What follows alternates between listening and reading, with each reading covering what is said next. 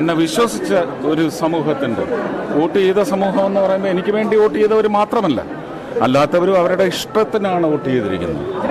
അപ്പോൾ അവരുമെല്ലാം ഇവിടുത്തെ ജനങ്ങളുടെ ഭാഗമാണ്, വോട്ടേഴ്സിൻ്റെ ഭാഗമാണ്. അവരുടെ എല്ലാം തൃപ്തിയിലേക്ക് എൻ്റെ ഉത്തരവാദിത്വം, അത് ഭാരമാണെങ്കിൽ അത് അവരുടെ തൃപ്തിയിലേക്ക് ഇറക്കി വെക്കാൻ സാധിക്കണം. അതിന് ജഗദീശ്വരൻ്റെ വലിയ അനുഗ്രഹം ഉണ്ടാവണേ, ഇതിലും വലിയ അനുഗ്രഹം ഉണ്ടാവണേ എന്ന് മാത്രമാണ്. ഞാൻ ഈ 5 വർഷം വെറുതെ വൈലവേ ചെയ്ത് കളയാനായിട്ട് എനിക്ക് താല്പര്യമേ ഇല്ല.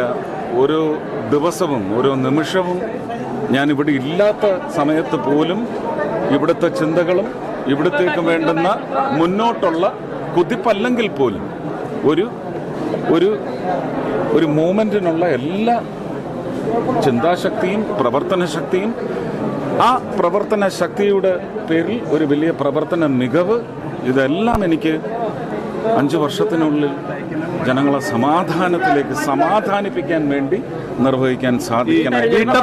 വീട്ടമ്മമാരുടെ വോട്ടാണ് ഗുണമായതെന്ന് കേന്ദ്രമന്ത്രി എന്നായിരുന്നു. എന്താണ് അതിന്റെ യാഥാർത്ഥ്യം? ഞാൻ അന്നും പറഞ്ഞില്ലേ, ഇതൊക്കെ ജെയ്സണൊക്കെ കേട്ടതല്ലേ, നിങ്ങൾ കേട്ടില്ലേ? അല്ല, ഡൽഹിയിലേക്ക് പോകുന്നത് മഞ്ജുരാജും നിഖിലും ഒക്കെ എല്ലാവരും കേട്ടതല്ലേ? എന്താ ഞാൻ പറഞ്ഞത്? തൃശ്ശൂർ ഒരു കേന്ദ്രമന്ത്രി കിട്ടുമോ? ഞാൻ അതിനെക്കുറിച്ച് പറഞ്ഞതല്ലേ, ഇനിയും ഞാനത് പറഞ്ഞുകൊണ്ടിരിക്കും. നമ്മുടെ ഒരു ആഗ്രഹമാണ്, എന്റെ ആഗ്രഹം ഞാൻ അവരോട് പറഞ്ഞിട്ടുണ്ട്. അത് നടക്കട്ടെ. നിരവധി വലിയ പദ്ധതികൾ പറഞ്ഞിട്ടുണ്ടായിരുന്നു. ഇപ്പൊ മെട്രോ നീട്ടുന്നത് ഉൾപ്പെടെയുള്ള കാര്യങ്ങൾ, അതെങ്ങനെയാണ്? അല്ല, അതിന്റെ എല്ലാം സാധ്യത ഇനി സാങ്കേതികത പരിശോധിച്ച് അതിന്റെ ഫീസിബിലിറ്റി ഇതെല്ലാം പഠിക്കണം. അത് അവർ പഠിക്കണം.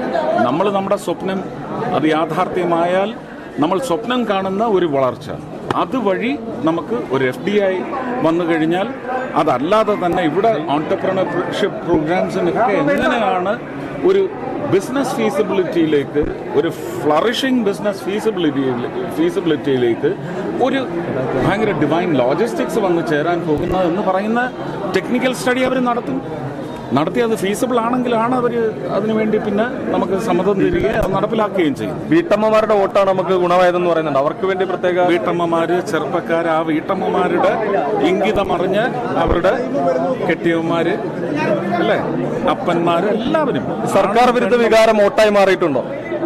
അതൊന്നും ഞാൻ പറയുന്ന പെൻഷൻ കിട്ടാത്ത ആളുകൾ ഒത്തിരി പേര്. അത് നമ്മളെ പോലുള്ള ഒരാള് 5 പേരുടെ കാര്യം ഏറ്റെടുത്താൽ ഇതിന് സൊല്യൂഷനാണ്.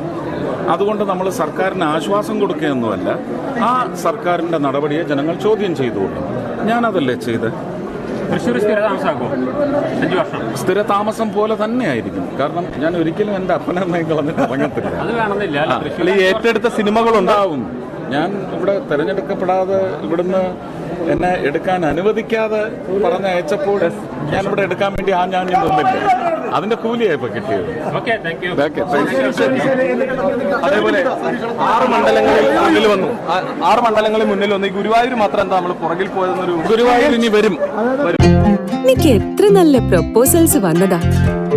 Canada, UK, US. എന്നിട്ട് അപ്പോഴേക്കും എന്നെ വീഴ്ത്തി കളഞ്ഞില്ലേ? Intimate Matrimony, beautifying your life.